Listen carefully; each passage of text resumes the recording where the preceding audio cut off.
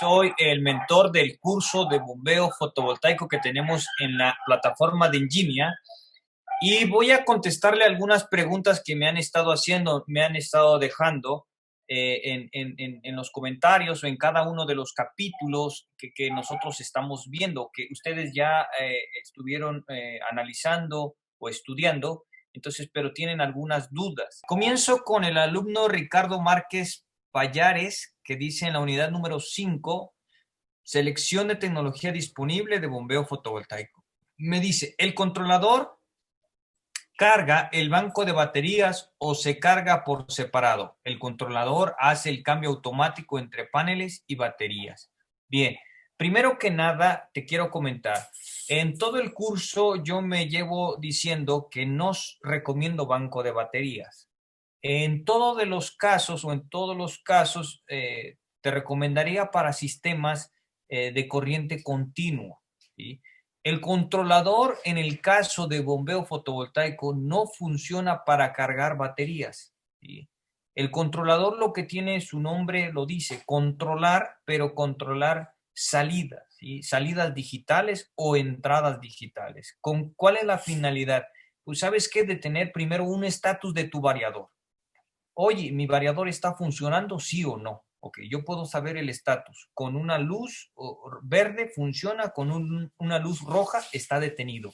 Segundo, para saber algunas entradas analógicas, por ejemplo, si yo quiero colocar un flotador para automatizar mi equipo, ¿sabes qué? Cuando se llene mi tanque, inmediatamente cambie de posición mi flotador, le mande una señal a mi controlador, inmediatamente lo apague. Oye, para un electrodo, cuando el electrodo se quede fuera del agua, pierde continuidad, cambia de posición, le manda una señal a mi variador, inmediatamente cambia de posición. Entonces, en el tema número 5 nosotros hablamos de variadores, ¿vale? Entonces, el variador está compuesto de un variador de frecuencia, de un inversor y de un controlador. El controlador en este momento o para los sistemas de bombeo lo que hace no es cargar baterías, ¿sí?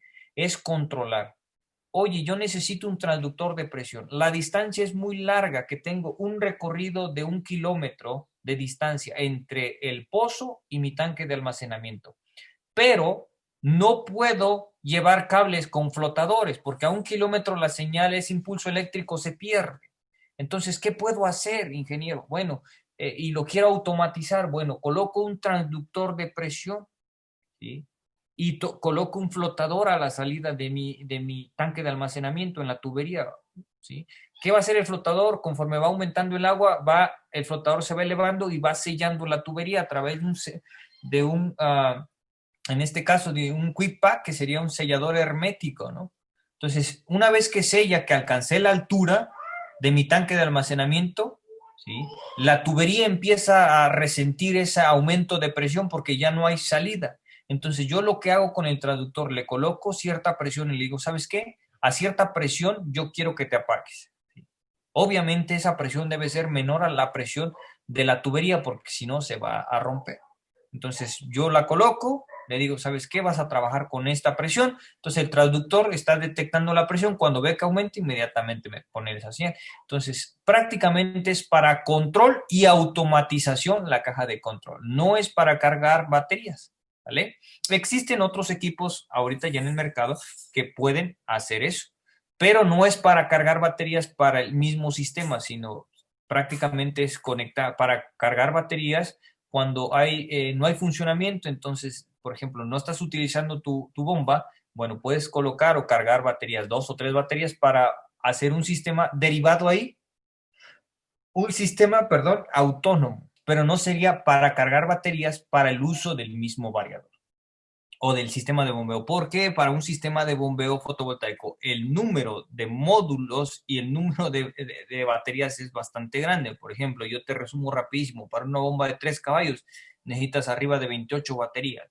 Para una autonomía después de que trabaja las 6 horas, aproximadamente 2 horas nada más. ¿Te imaginas? Entonces, no te recomiendo utilizar banco de baterías. El controlador te sirve para automatizar el sistema y controlar el sistema de bombeo, ¿vale? Entonces, si ahorita ya hay equipos que, por ejemplo, te hacen lo mismo de automatizar y controlar el sistema, pero te ayudan a que la energía sobrante o excedente se vaya al banco de baterías. Obviamente es un banco de baterías que tú lo vas a utilizar por independiente como un sistema autónomo. ¿Vale? Bien, David Quintana me dice de la unidad número 1, conceptos básicos. Me dice, buenas tardes. Con respecto a la conexión de las electrobombas de 440, el caso que tenga disponible una conexión trifásica en 380, ¿se puede conectar directamente la electrobomba o es necesario colocar un autotransformador de 380 a 440? Gracias. Bueno, si tú tienes una electrobomba, una conexión 340, puedes conectar la electrobomba de 440. ¿Sí? Si la puedes conectar, obviamente que va a trabajar a menor frecuencia, a menor revoluciones. ¿Sí? Lo que puedes hacer es revisar. Si tú tienes una salida trifásica en 380, tienes un problema, ¿no? Tu problema está en los transformadores de CFE. Entonces, lo que puedes hacer es meter ahí una solicitud ante CFE para que revisen el autotransformador y le muevan los taps. Entonces, y ellos tienen un 15, un 10% por arriba. Y con ese por arriba del 10%, pues sería, imagínate, de 380 subirle a los taps el 10%, pues sería 38 volts más, ¿no? Entonces ya estamos en los 420, 430 volts y ya estamos dentro de rango. Recordemos que en México la corriente es el voltaje es muy variado. Puede ir desde 105 volts hasta 227 volts en una misma calle, ¿no? En una misma calle. Y entre casa y casa puede haber una diferencia de 10 o de 15 volts. Entonces, sí lo puedes trabajar. De hecho, hay gente que ha trabajado las bombas de 440 en 220. Obviamente trabajan a menor revoluciones y no sufren ningún daño. Posteriormente a ellos sí van a sufrir un daño que le llamamos un daño prematuro.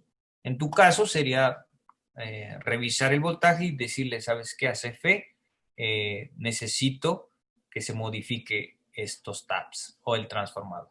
Ahora, si tú tienes una bomba en 380, que fuera el caso inverso, y tú tienes un variador de frecuencia, tú le puedes poner en 380 volts y trabaja 380. ¿Sí? No es necesario que le pongas 440 o 460, sino si tú tienes 380, le puedes poner el variador 380 y listo. El detalle es que tu electrobomba trabaje a ese voltaje. ¿Vale? Entonces se puede ajustar nuestra electrobomba. Yo por ahí estaba viendo las placas de El Vasco, que es un variador colombiano donde utilizan este voltaje, 380 volts. Entonces, con ello nosotros nos ajustamos y manejamos ese voltaje de 380 volts y nuestro variador nos da salida 380 volts. ¿Vale? Entonces no es necesario colocar nada, ningún autotransformador. Ahora, si no te hace el servicio, porque se supone que tienes un transformador, entonces tienes que solicitar el servicio y si no te lo hace, entonces pudieras estarlo trabajando con bajo voltaje, obviamente al paso del tiempo, pues ibas a tener calentamiento en las bobinas de trabajo y de arranque, pero sería el paso de unos 5 o 6 años. Bien, me pregunta el ingeniero Héctor Montañez Gutiérrez, de la unidad número 6, mantenimiento de sistemas solares. Dice, ¿cada cuánto se debe recomendar un mantenimiento al cliente? ¿El equipo de bombeos se considera algún tipo de mantenimiento? Bueno, el mantenimiento, tratamos de que sean mantenimientos preventivos cada 6 meses. ¿Sí? El mantenimiento preventivo tiene como finalidad prever, ¿sí? Y por eso a veces se hacen tan poco tiempo, 6 meses, cada 6 meses, cada 6 meses, ¿no? Porque es el más barato y porque no tiene que haber ninguna sustitución de ninguna pieza, ¿sale? Entonces, por eso es que recomendamos el preventivo y lo recomendamos cada 6 meses. La electrobomba también requiere mantenimiento. Después de unos 2 años de estar el equipo sumergido y que ya venció la garantía, sobre todo el motor, porque la mayoría de los fabricantes te dan un año de garantía, sea el motor que sea Grundfos, Franklin, Evans, Bulch, la marca que tú quieras. Entonces, al término de por lo menos 2 años, que ya es al paso de la garantía, yo no te recomiendo darle mantenimiento preventivo al motor en el primer año. El mantenimiento preventivo en el primer año es solamente limpieza y revisar conexiones que no vayan a estar por ahí rotas, ¿no? Porque puede pasar que de repente colocamos, y hay mucha gente que sujeta el equipo del cable o tiene el ADM del pozo de fierro y de repente lo van jalando y se puede llegar a pelar el cable. Entonces hay que tener mucho cuidado. En la unidad vemos cómo hay que hacerlo, cómo hay que irlo encinchando para evitar todo eso, pero el mantenimiento preventivo consiste en eso. ¿Sabes qué? En revisar el cable, que no haya continuidad. ¿Sabes qué? No hay continuidad. Después del primer año ya te digo, ¿sabes qué? Al segundo año subtrae el motor, mételo en limpieza, que sería en este caso, yo lo que utilizo es vinagre, meto todo el equipo en vinagre, lo dejo por lo menos 2 días, le quita toda la oxidación que tenga internamente y externamente, y después en el sello del motor trae un conector con unos pines. Entonces, después del segundo año que ya le puedo meter mano, yo aflojo ese conector, ¿sí? Y coloco nuevamente, reviso que esté completamente seco, lo sopleteo, lo limpio y vuelvo a colocar silicón de alta temperatura y lo vuelvo a sellar, lo vuelvo a apretar y listo. ¿Por qué? Porque a veces en muchos de los casos, como vienes jalando, bajando el cable, llega a aflojarse ese conector, ¿no? Entonces cuando se afloja ese conector empieza a filtrar el agua y pues obviamente se aterriza dentro del agua y pues un equipo que está en contacto con el agua pues se va a aterrizar, se va a quemar, ¿no? Entonces, eso es mi recomendación. En el caso de los módulos o del lado de corriente continua, igual recomendamos cada 6 meses el mantenimiento. Obviamente, si estamos en alguna ciudad muy contaminada, por ejemplo, en la Ciudad de México, pues ahí cada 6 meses obligatorio, ¿no? En algunos otros lugares puede llegar hasta un año el mantenimiento y no pasa nada. ¿Por qué? Porque el alto contaminante que hay a veces hasta generan una capa de grasa sobre el módulo, ¿no? Y me ha tocado revisar varios equipos que ya no están generando lo que generaban por la cantidad de contaminantes. Entonces hay que tener mucho cuidado y los mantenimientos son necesarios a veces hasta 4 meses, cada 4 meses, que es la limpieza del módulo y revisar los conectores, revisar los MC4 y como le mencioné en el curso, ¿sabes qué? Revisar sobre todo corriente continua. A veces en la desesperación de que si va a quedar o no va a quedar, no apretamos correctamente o no le damos el torque que necesita. Para eso recomendamos utilizar torquímetro y que cada elemento, cada pieza te dice cuál es su torsión, ¿no? Cuál es el torque que debes de llevar, ¿para qué? Para que no barras tampoco, porque hay unos casos donde estás dando y dando que barres el tornillo y después ya ni aprieta, o en algún otro de los casos, pues ni siquiera aprieta lo que debe. Entonces, con un torquímetro tú vas a estar revisando cuál es el torque que le debes dar a cada uno de la tornillería. Entonces, yo te recomiendo que si no lo tienes, tengas mucho cuidado y que sea el llegue y listo. Un llegue, obviamente, ahí es donde empiezan los problemas, ¿no? Yo digo un llegue fuerte y alguien, pues yo no estoy tan fuerte o yo soy muy fuerte, y entonces empezamos a tener variación. Entonces, si lo revisamos con el torquímetro, pues te dice, ¿no? 10 newton metro cuadrado y así va subiendo, ¿no? Y llegas a la estructura y a veces te pide hasta 45, 35 newton metro cuadrado. Pues, ¿por qué? Porque va cambiando dependiendo la aplicación y al esfuerzo que se vaya a someter, ¿vale? Entonces hay que estar muy cuidado de ese mantenimiento, que es sobre todo al lado de corriente continua, revisar todas las conexiones. Otra cosa que es muy importante es revisar que no haya insectos. Obviamente que para eso debiste haber sellado todas tus tuberías, lo que yo recomiendo en el curso, poliuretano o algún silicón, sellar todas las tuberías para que no haya filtración, ¿sale? Filtración de algunos animales. ¿Por qué? Porque como el variador es un convertidor de energía, pues hay desperdicios, no son 100% eficientes. A lo mejor sí llegan a un 60, un 90, por ahí estaba leyendo, pero no son al 100. Entonces lo demás lo generan en entropía y esa entropía es al final del día calor. Y los animalitos que son muy fríos, de sangre fría, como las lagartijas, las iguanas, um, algunos otros animalitos se meten en estos lugares para estar calientes. Entonces puede que si se introduce un animal dentro de tu gabinete o se introduce un animal dentro de tu barrio, seguramente lo va a quemar, ¿no? ¿Por qué? Porque gran parte de su cuerpo es agua y va a ser un conductor de electricidad entre dos terminales y podemos dañar nuestro equipo. Entonces, todas nuestras tuberías selladas y el mantenimiento reapretar todo el sistema, ¿sale?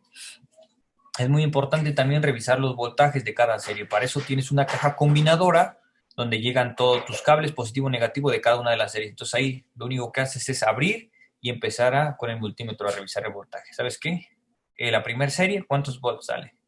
Corriente. Cierras el circuito, metes. Perfecto. Y así sucesivamente, ¿no?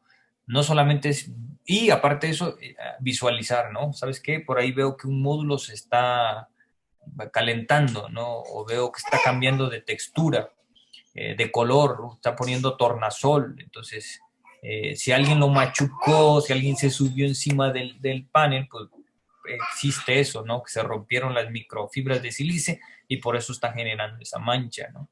O que si alguien dañó algún material, le aventaron algún objeto, alguna cosa, pues todo eso se empieza a notificar en los mantenimientos preventivos con la finalidad de prever, ¿no? Y ya en algunos de los casos, pues hacer un mantenimiento correctivo en base al mantenimiento preventivo, que es la sustitución de algunas de las partes. Hoy, cambiar un módulo porque pues, se rompió o lo rompieron, ¿no? O cambiar un bypass, ¿sí? Un diodo de bypass o estas cuestiones, ¿vale? Bien, el ingeniero Héctor Montañez Gutiérrez me dice también de la unidad número 6, mantenimiento de sistemas solares, me dice, los factores a utilizar se refiere a tubería de acero en campo, también tenemos tubería distinta, ya que ya sea PVC, H o PA, ¿dónde podemos encontrar? Bien, el material que nosotros o nuestros cálculos que estamos haciendo, ese factor de pérdidas en la tubería, estamos haciéndolo con la tubería más rugosa. ¿Sí? Que es hierro o acero cédula 40, ¿vale? Que son los más rugosos, los más agresivos. Si tú me dices, oye, yo voy a utilizar para PVC o PA, existen tablas, ¿sí? Entonces tú googlealo, ponle tablas de pérdidas por fricción en tubería hidráulica y listo. De hecho, en nuestro apéndice, si no mal recuerdo, en toda la información que se le manda adjunto, que son las fichas, ahí vienen ya tablas para PVC y para algunos otros metales como galvanizado. Entonces, nada más es cuestión de que ustedes revisen esa información. Si no la llegaran a tener, nos la pueden solicitar y con mucho gusto nosotros se la enviamos. Si no, les digo, la pueden googlear, inmediatamente aparecen las fichas técnicas de cualquier material que ustedes quieran utilizar. Por ejemplo, PVC hidráulico o PA de alta densidad, que es la manguera negra normalmente conocida o el caucho negro. Entonces, la pueden encontrar o en su información que ya le enviamos o la pueden utilizar, la pueden encontrar directamente en Google. El ingeniero Héctor Montañez Gutiérrez me dice, ¿qué es más recomendable en lo práctico, 230 o 460? O al momento de instalar, ¿cuál es la diferencia además del costo? Bueno, te voy a decir bien facilito. Por ejemplo, yo te pido ahorita, ingeniero, un motor de 75 caballos en 230. ¿Me lo vas a poder proporcionar? Y mi respuesta es no. Entonces, ¿qué viene ahí como derivación? Mira, yo te recomiendo utilizar motores de 50, máximo 60 caballos para abajo en 230. ¿Por qué? Porque hay equipos en el mercado, porque hay variadores en el mercado y porque se puede hacer, ¿sí? Pero a partir de 50 caballos en adelante yo te recomendaría meterlos en 460. ¿Por qué? Porque lo máximo que podemos tener en variadores de 460 son hasta 60 caballos. Es lo práctico, es lo real. Entonces, si tú me dices, dame un variador de 75 caballos, de 100 caballos, de 125 en 230, pues no lo sabe. Entonces, yo te recomiendo que a partir de 50 caballos tú los manejes en 230 trifásicos. Y a partir de 50 caballos en adelante, manéjalos en trifásico, pero en 460. Primero, tú lo dijiste por el costo, ¿sí? Va a ser más costoso uno que otro. Segundo, porque no hay disponibilidad en el mercado. ¿Sí? Entonces, por lo tanto, no los vamos a encontrar. Y porque es más práctico, ¿no? ¿Sale? Entonces, yo te sugiero eso. Si tú tienes posibilidad de tener un equipo menor de 50 caballos, hazlo en 230. Oye, Carlos, pero ya está el equipo instalado y es de 30 caballos y está en 460, adelante. Adecúate a lo que ya tienen. ¿Qué pasa? Por ejemplo, si tú ya tienes, por ejemplo, un equipo que está trabajando con CFE trifásico en 460 y tú le metes un variador, porque yo te recomendé en teoría de que lo manejáramos menores a 50 en 230, estás haciendo un grave error y eso yo no te recomendé, ¿sí? Yo te estoy recomendando, si es un equipo nuevo, si ya está el equipo existente, acóplate a ello. ¿Por qué? Porque vas a tener oportunidad de que en algún momento tú lo eches a trabajar con CFE directamente y en las horas solares lo puedas llegar a trabajar con energía fotovoltaica. Entonces, va a depender de muchas cuestiones y una de ellas es lo que ya tenemos existente, si es un proyecto nuevo, ¿sí? Y qué es lo que hay en el mercado. Entonces, hay que ver todas esas tres observaciones y en base a eso, pues nosotros seleccionamos cuál es lo que mejor se adecue a nuestra necesidad y a nuestra aplicación. Daniel Gordillo Romero me dice, hola, buenas tardes. Tengo una duda con el ejemplo de la hectárea de caña, el cual requiere un 80% de humedad. ¿Cómo se deduce que se requieren 100,000 litros por hectárea? Bueno, en nuestra unidad número 1 son como conceptos, entonces ahí se dicen las cosas en requerimientos de agua. Bueno, yo requiero como un cálculo, ¿no? Entonces, la tierra va a depender de qué humedad requiera. Puede ser un 80%, 90%, un 100% de humedad. Entonces, vamos a determinar en base a qué producto, ¿sí? Y qué sistema voy a estar utilizando. ¿Por qué utilizo 10,000 litros por hectárea? ¿Sí? Porque estamos hablando de un riego por inundación o rodado. Si yo utilizo microaspersores, voy a ver cuánta humedad me genera el cañón viajero o el microaspersor o la cintilla o cada uno de estos elementos. Y en base a eso yo voy a determinar pues cuántos litros yo requiero. Entonces, en la cintilla te dice, mira, necesitas 1 litro por segundo para tener una humedad de un 60%. Ok, si yo necesito más humedad, pues ya me va a decir, ¿sabes qué? Necesitas tanto de agua para tener mayor humedad. Y entonces voy a hacer mi cálculo y voy a determinar cuánta agua voy a estar utilizando. En los conceptos número 1 son, su nombre lo dice, son conceptos. Más adelante, que es en la unidad 6, 7 y 8, vemos el desarrollo de un sistema de riego en base a las necesidades del aspersor, del microaspersor, de la cintilla o del cañón viajero. Entonces hay que ver la especificación del fabricante del aspersor y ahí te dice, mira, para un 50% de humedad requieres 10 litros. Para esto, para esto, para esto, para esto y el tiempo. ¿Sí? Que vas a estar utilizando. Ya te mandamos una tablita. Eso también viene en el apéndice de los sistemas de Wallenrein, Reinbeer o Cintatoro, donde nosotros hablamos, mira, para ciertas humedades esto es lo que se necesita. ¿Y cuántos litros por hectárea? En el caso del riego rodado, nosotros recomendamos un 80% de humedad, es lo que generamos con 10,000 litros por hectárea, pero es rodado, ¿vale? No es a través de ni cintilla, ni microaspersores, ni aspersores, ni cañones viajeros. Si vas a utilizar alguno de estos elementos, necesitas revisar la tabla para ver cuánta humedad nos proporciona cada uno de ellos. Bien, entonces esas son las preguntas que nos han estado mandando algunos alumnos y estas son las que tengo disponibles. No sé si alguien tenga alguna duda, vamos a entrar al panel real para ver si alguien tiene alguna duda. Le damos la oportunidad que nos comente y con mucho gusto nosotros la respondemos. Sí, mira, voy a instalar una bombita, es para uso, es para subir agua a un tinaco de una cisterna. La bombita es una de diafragmas que es a 24 volts de corriente directa. ¿Sí? La conecto directamente al panel, o sea, ¿De qué? directamente al panel, nada más con un interruptor, y eso sería suficiente para que trabajara. Efectivamente, con eso no necesitas nada más. Las de corriente continua, que son puras 12, 24, 48 y 60, no requieren absolutamente nada. Más que un interruptor, obviamente, para estar pues prendiendo y apagando. Por ahí revisa cuál es la potencia de tu bombita, ¿no? Si es a 24 volts, debe estarte por ahí entre 120 a 250 watts máximo, ¿vale?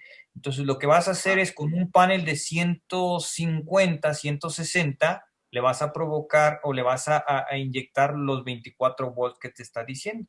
Y con eso, o con qué módulo lo piensas trabajar. sí, Puedes. pensaba trabajarlo o sea, no he revisado todavía bien las potencias, pero eran dos módulos, creo, de 60 que tenía pensado para para meterle. El detalle nada más es tenía yo duda en el voltaje, si está un poquito pasado el voltaje del panel, o sea, su BMP, si está un poquito pasado de los 24 volts, no le afecta. Trae una protección de un 35 por arriba y por abajo, ¿sí? Entonces, de los 24 tú te puedes pasar un 35% mayor, ¿sí? Y no pasa absolutamente nada. Bueno, lo ideal es que le provoquemos o que le inyectemos los 24 que te está pidiendo. Eso sería lo ideal. Ok. Entonces, pero puedes hacer un desfase, ¿no? Hasta un 35%, que es lo que te marca la ficha técnica de estos equipos de corriente continua.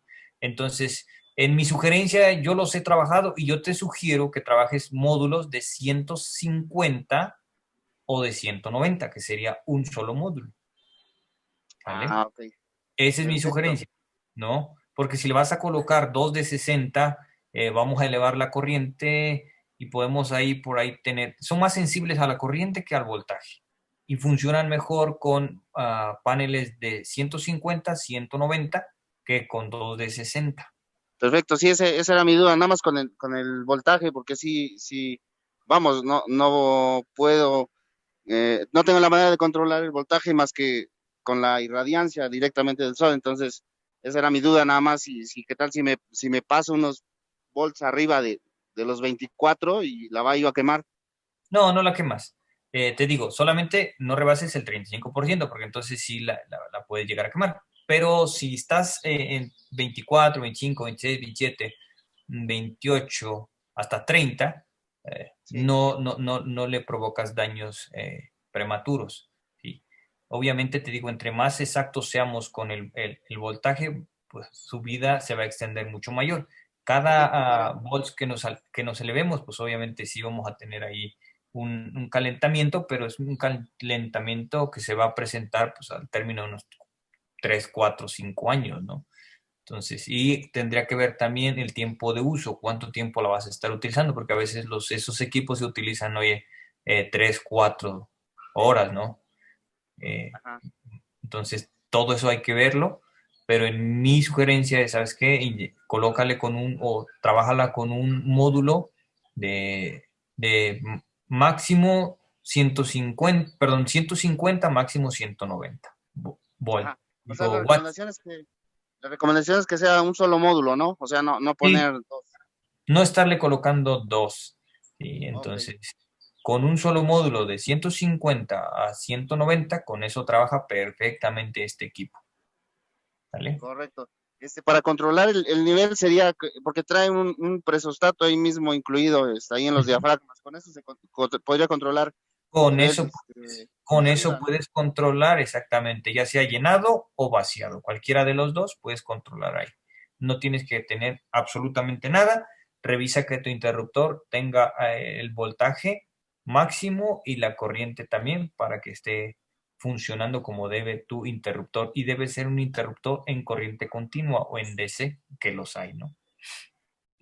Jerónimo, adelante. Con base a la pregunta del compañero anterior, entonces quiere decir que todas las bombas de corriente directa ya no necesitan un controlador, bueno, como tipo variador de frecuencia o que controle más que nada el voltaje. Ok. No necesitan ningún sistema adicional.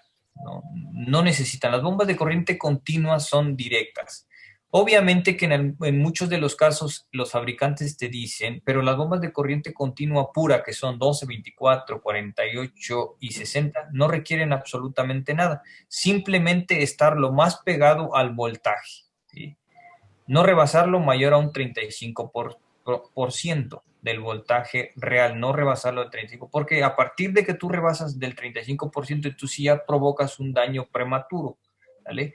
Entonces, todas las bombas de corriente continua no requieren, que en muchos de los casos sí lo colocamos, ¿no? En muchos de los casos sí colocamos un controlador que nos dé salida en 12, que nos dé salida en 24, que nos dé salida en 48, en 60, pero no, mientras tú no rebases la condicionante fabricante, que es el 35%, tú puedes trabajarlos directamente con un interruptor nada más. no necesitas absolutamente ni controlador, ni variador, ni nada. Entonces, estos motores son muy eficientes porque vienen por inducción magnética. Entonces, con poca irradiancia, con poca energía que nosotros proveamos, los equipos empiezan a trabajar y se empiezan a acelerar en base a la irradiancia. Aumentan o disminuyen en base a la irradiancia. Ok. En ese caso sería, por ejemplo, si yo quisiera el bombeo constante, constante para que no, por ejemplo, baja la irradiancia y baja la cantidad de bombeo, lo ideal sería colocar un controlador para que solo me esté entregando los 12 volts Así es. o 24.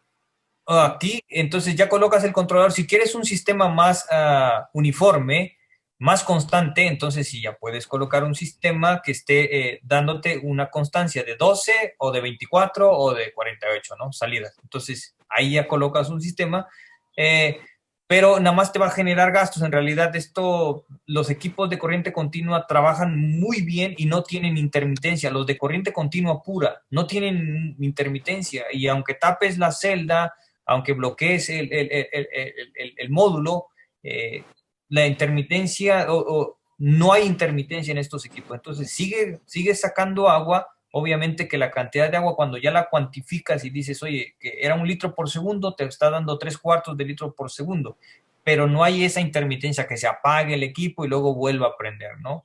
Sobre todo las bombas de corriente continua pura no tienen esa intermitencia. Entonces, si quisieras tener constancia, bueno, puedes colocarle un controlador para tener un mejor voltaje y una mejor prolongación de la vida útil de tu equipo, ¿no? Sobre todo en eso. Pero de constancia la vas a tener con controlador o sin controlador. La constancia es muy buena en estos equipos. Te digo, son a través de inducción magnética, entonces son muy eficientes los equipos, sobre todo los motores. Mire, yo soy relativamente nuevo en sistemas de este estilo de bombeo solar fotovoltaico. Okay. Y tenemos un proyecto en puerta. De hecho, acabamos de adquirir el curso con SEA vía online para tomar el curso de bombeo solar en estos próximos días. Perfecto. No sé si me podría ayudar más que nada como en abrir un panorama en qué consideraciones esenciales hay que tener en cuenta a un inicio cuando se está proponiendo el sistema de bombeo solar fotovoltaico. Okay. ¿Qué puntos hay que tener en cuenta para, digamos, primero tomar esas consideraciones en el mencionamiento y segundo, que el sistema pues trabaje adecuadamente a las necesidades del cliente? Mira, primero que nada necesitamos hacer un estudio de lo que ya sabes para qué va a ser utilizado ese proyecto. Así es para almacenamiento. Un tanque elevado se va a almacenar ahí el agua para una vivienda.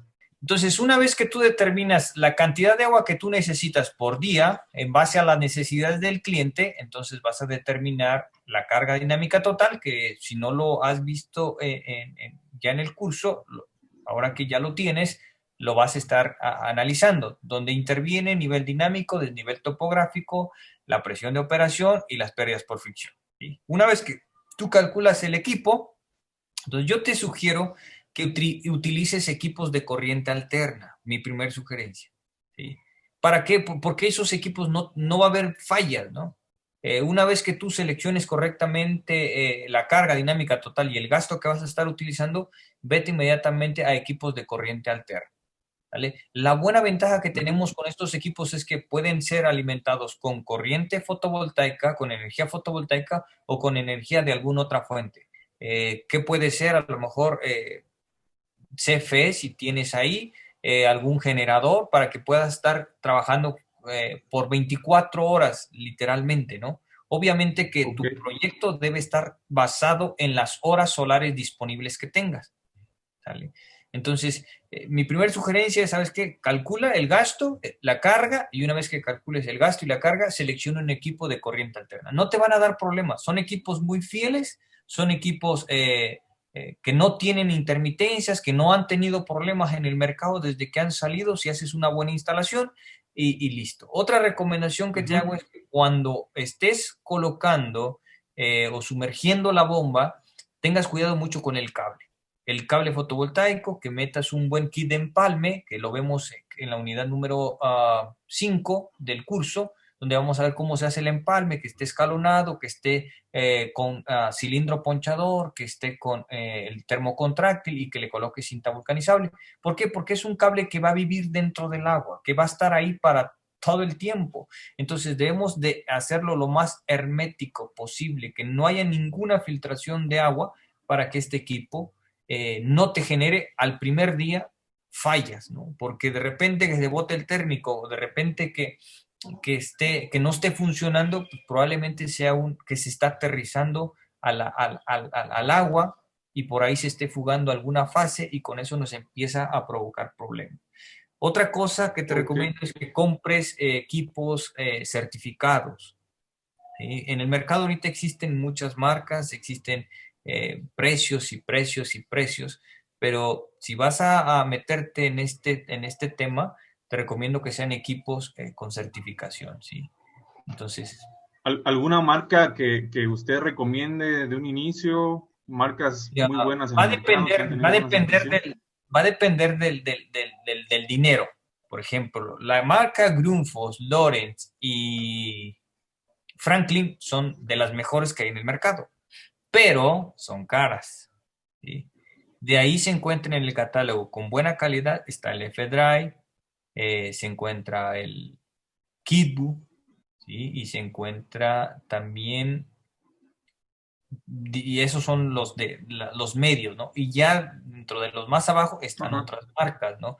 Pero entre esos 5 yo te sugiero que estés trabajando, ¿no? ¿Por ok. qué? Porque tienen buena calidad, han salido bastante buenos y ya si quieres, sobre todo porque vas a empezar, ya posteriormente te vas a ir adentrando y una vez que desarrolles todo el curso te vas a adentrar de que hay equipos que funcionan de la misma manera, pero, por ejemplo, requieren cierta adecuación. Por ejemplo, un Powtran trabaja igual que un F-Drive, pero la diferencia del Powtran es que tú tienes que colocarlo en una protección o llegar a una protección de un IP65 por lo menos, un IP66, ¿no?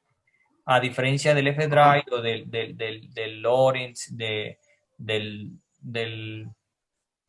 PC de Lawrence, del Grundfos, del Subdrive, de Franklin, que ya lo traen integrado, ¿no?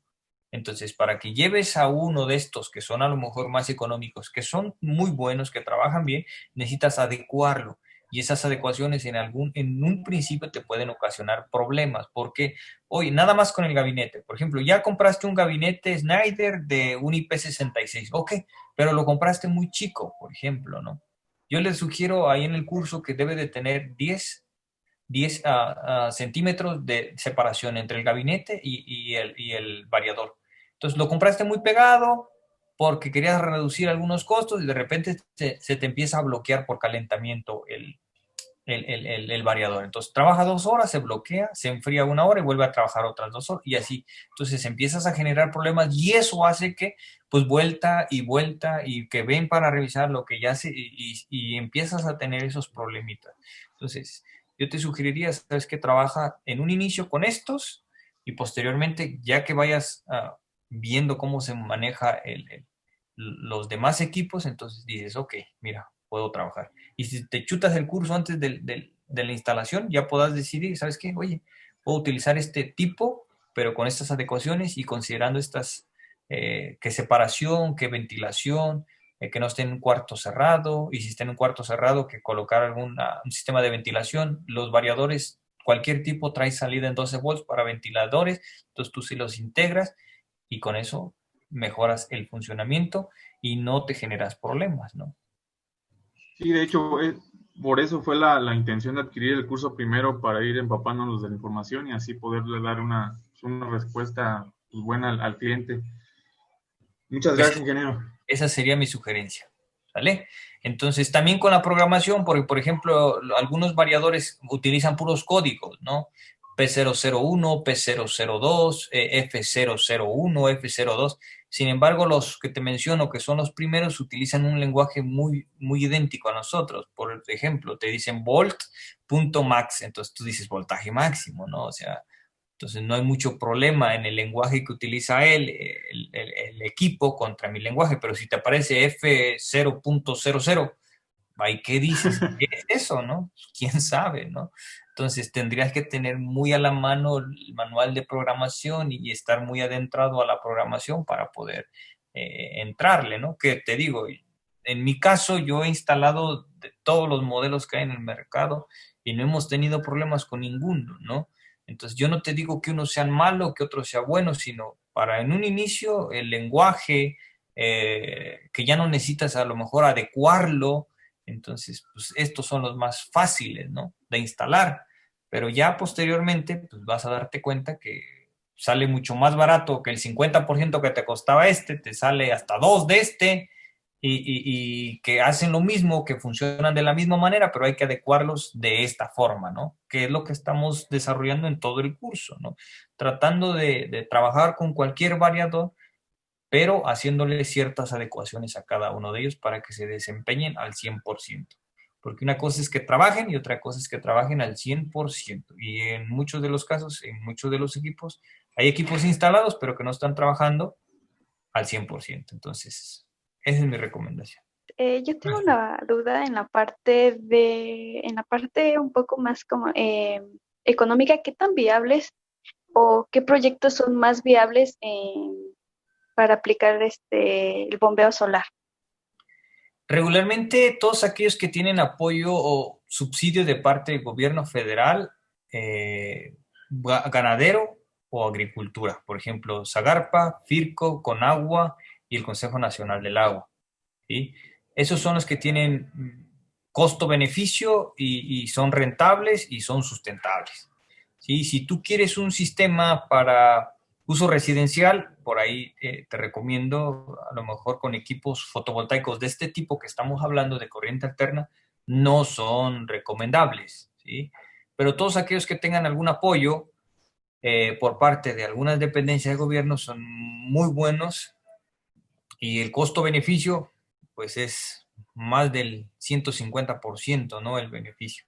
Entonces, tenemos un tiempo de recuperación en menos de 3 años, ya tener la inversión inicial, el tiempo de recuperación, todo lo que invertiste en menos de 3 años ya los recuperaste y de ahí empiezas a tener la recuperación por 25 años o 30 años, dependiendo las características del módulo, del equipo de bombeo y del controlador.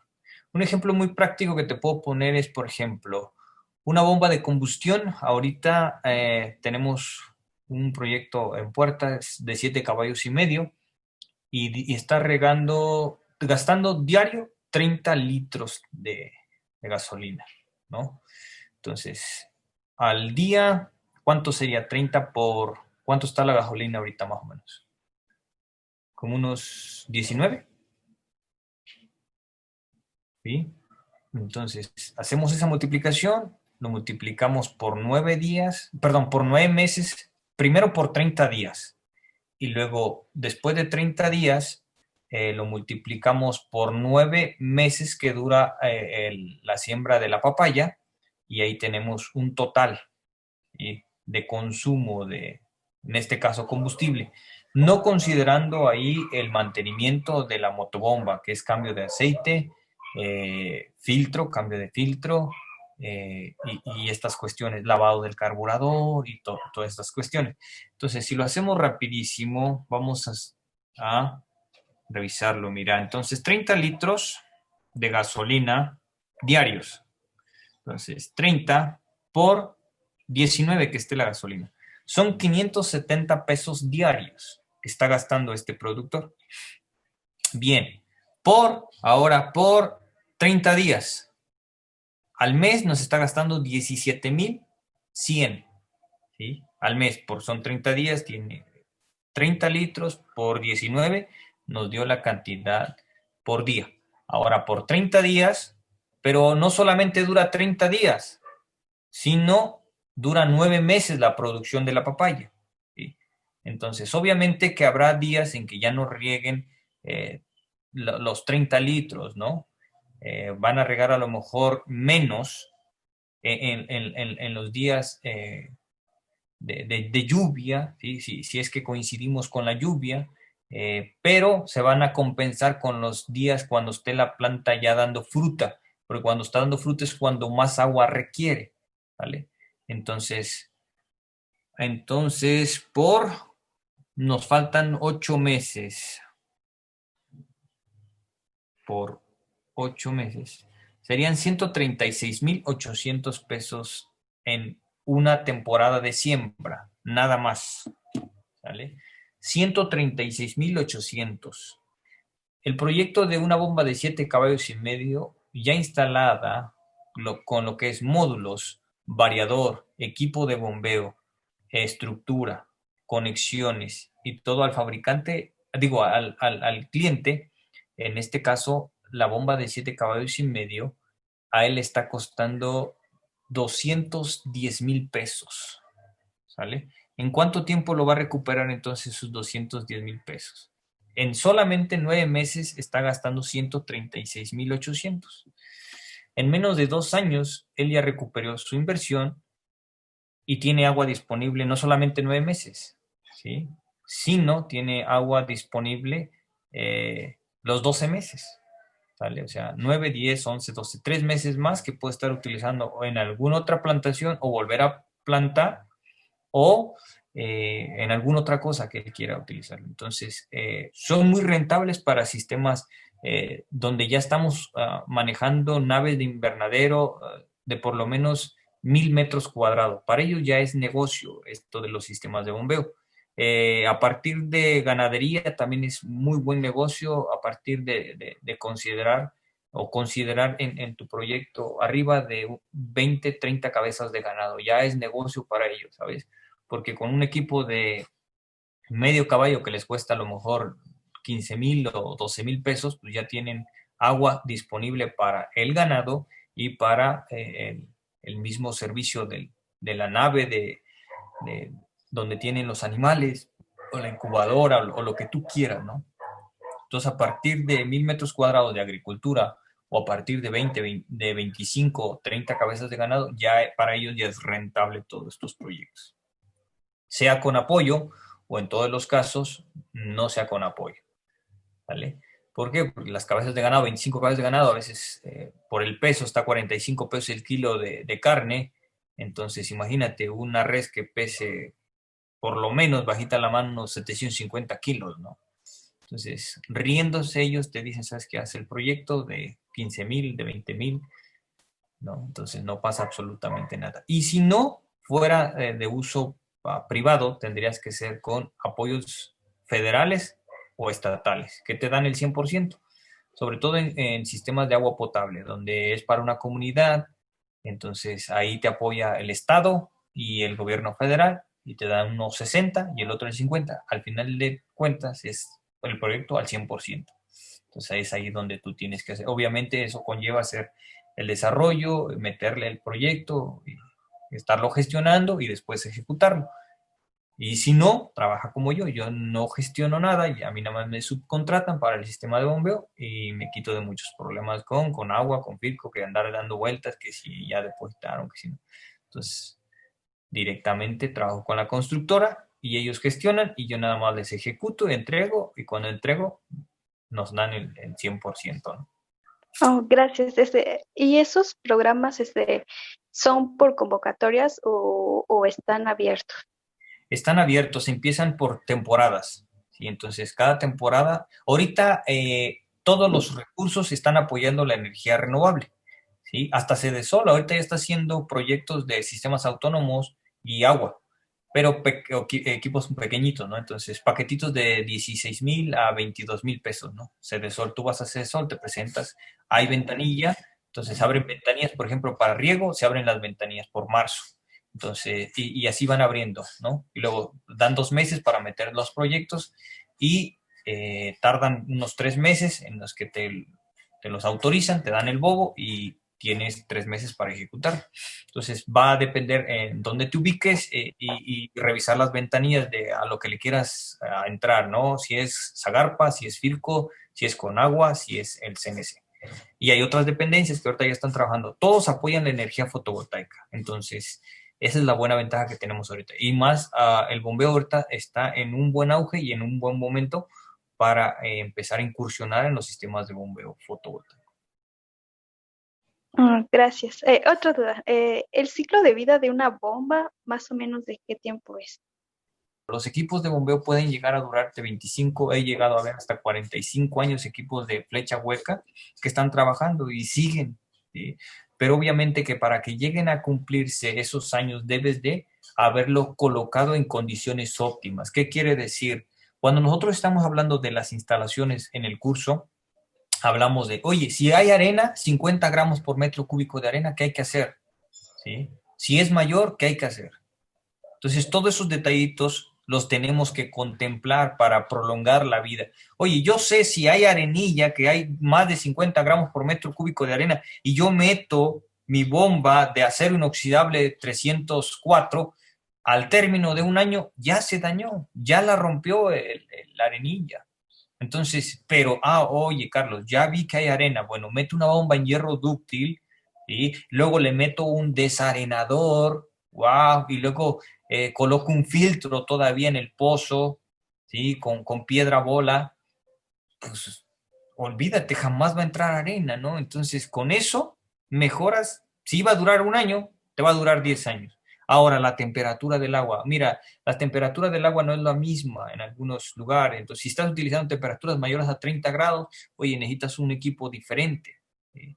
Oye, que si los mantos acuíferos se encuentran por la parte de arriba y tu bomba por la parte de abajo, pues el agua aquí va a estar muy estática, no le va a disipar el calor, porque nosotros utilizamos que el agua es un disipador de calor. Cada vez que pasa el agua por el motor, disipa. Bueno, colócale una camisa de enfriamiento, ¿vale? Y con eso seguimos prolongando la vida de nuestro motor. Entonces, la vida útil de nuestros equipos van desde 15 años hasta 45 años, pero de nosotros depende que esa vida útil pues, se lleve a cabo o no se lleve a cabo. Por eso yo les digo, tiene que ver mucho con el instalador. Los equipos siempre funcionan. Y es muy raro aquel equipo que tenga una falla de fábrica, ¿no? Pero a veces la mala instalación hace que un equipo bueno, yo te puedo dar el mejor equipo, pero si no lo sabes instalar, pelas un cable cuando estás sumergiéndolo y ese mismo día que te lo di, ese mismo día tú lo quemas. ¿Sale? Gracias, Entonces, muy amable. nosotros lo adecuamos, puede durar desde 15 años hasta 45 años, con las condiciones del fabricante. Y por eso es muy importante que tú revises cada fabricante. Si vas a entrar con el Franklin te manda un manual y te dice, la bomba tiene que tener esta velocidad del agua para que no se caliente. Tiene que tener esto, y tú dices, wow. Por eso mucha gente dice, no, mejor otra. Y hay otra que nada más te dice, no, colócalo así, así. Por eso se andan quemando los equipos, ¿no?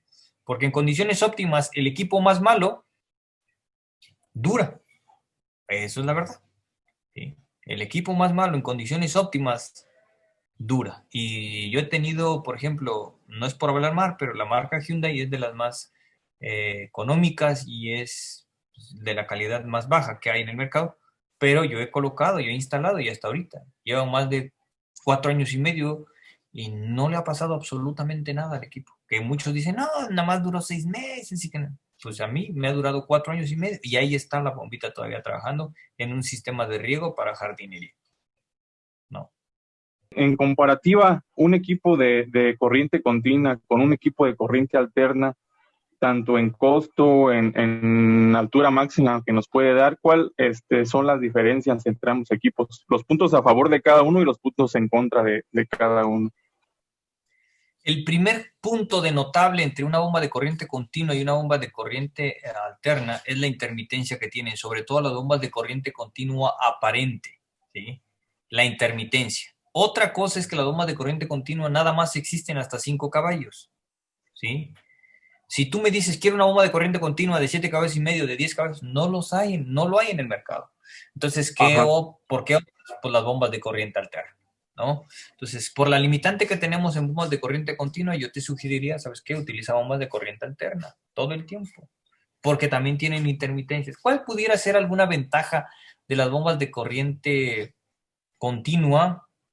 Pues su eficiencia es lo único, ¿no? Porque en realidad las bombas de corriente continua son muy eficientes, tienen un 93% de eficiencia. comparado con las bombas de corriente alterna, por todas las conversiones que hay entre el variador, el controlador, el inversor y todos estos elementos que intervienen, pues tiene una eficiencia de un 85, 83%. Entonces, la única diferencia que veo es la eficiencia. Pero si tú me dices por modelos, no tiene muchos modelos.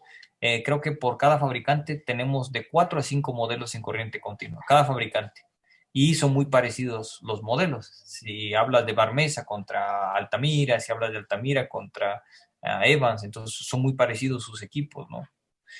Sin embargo, las bombas de corriente alterna hay infinidad, 270 modelos por cada fabricante, ¿sí? Entonces, tenemos variedad para ajustarnos a lo que tú necesitas en base a los datos que tú tienes. Yo te ajusto y te hago un traje exclusivamente y especialmente para ti. Sí, precisamente esa era la duda ahorita analizando un poco de lo que habíamos hablado con el cliente que le platicaba hace rato sobre sus necesidades, tanto en gasto como altura máxima. Esa era mi duda. Si ahorita por lo que me explica hay un poco más de dónde agarrarse con bombas de corriente alterna.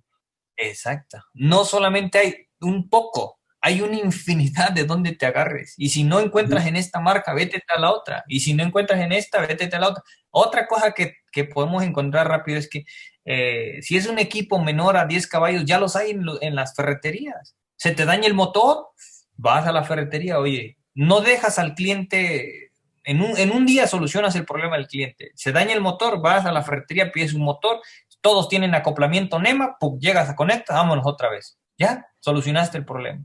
Oye, se dañó la bomba, vas, compras una bomba, metes, listo. Oye, ¿qué es esto? Rápido, son tres cosas en separado, entonces si se daña uno, no se daña el otro. Si se dañan los dos, sigue sirviendo el controlador. Sin embargo, las bombas de corriente continua aparente, hay unas que ya vienen motor, bomba, motor y variador integrado. Se daña uno de estos y ya se dañó todo. Y dejaste al productor en lo que va la garantía 6 días, ¿no? Va y viene y al final te digan, ¿sabes qué? No entró en garantía. Újule, pues ya te echaste los $1,000, ¿no? Adiosito, $1,000. Sin embargo, las bombas de corriente alterna tienen eso, esa que hay disponibilidad ya ahorita en muchas de las ferreterías que tenemos por ahí en nuestros hogares. Entonces, hay un mercado. Y en cuestión, sí, perdón, en cuestión de costos de un equipo a otro, que es muchas veces en lo que se fijan los clientes, sobre todo en costo de la bomba, ¿cómo es una en comparación de la otra? Son mucho más baratas las bombas de corriente alterna que las bombas de corriente continua. Ok. ¿Sí? Y aparte te digo, tienes como que para jugarle. Bueno, ¿no quieres la cara Grundfos? Bueno, aquí tengo esta y aquí tengo aquella. Pues dime tú cuál quieres. Sí. O sea, de un 100% que te cueste $1,000, la otra te puede costar la mitad, $500. Y de buena calidad. Entonces tienes el menú para que le digas al cliente, bueno, ¿no quieres esta cara? Bueno, tengo esta. No quieres esta. Bueno, tengo esta más, pero pues no te la garantizo mucho, pero ahí la tengo, ¿no? Ok, entonces, perfecto. Pues, va a depender del cliente y cuánto le quiere invertir a su proyecto. Pues esas son algunas de las preguntas que hemos tenido en estos cursos. Agradecemos también que han fiado y confiado en nosotros en tomar el curso. Van a ver que cuando lo estén tomando y una vez que lo terminen, van a quedar muy satisfechos de lo que están viendo, porque les digo, yo soy muy práctico y la teoría también me gusta, pero me gusta más la acción, ¿no? Entonces, si tú me dices de programación, lo vemos, y tú me dices de esto, porque lo hago, ¿no? No es que nada más esté diciéndoles cómo funcionan o cómo yo me imagino, ¿no? Porque lo hemos hecho, lo hemos palpado, lo hemos visto, entonces, y eso es lo que les tratamos de imprimir en todo el curso, ¿no? Entonces, pues espero que les sirva y les digo, ustedes han tomado un gran paso, están invirtiendo hoy en el conocimiento y van a ver que en este rubro que es la energía fotovoltaica hay mucho de por medio. Entonces, pues muchísimas gracias por estar con nosotros y gracias por ya estar incursionando en las energías renovables.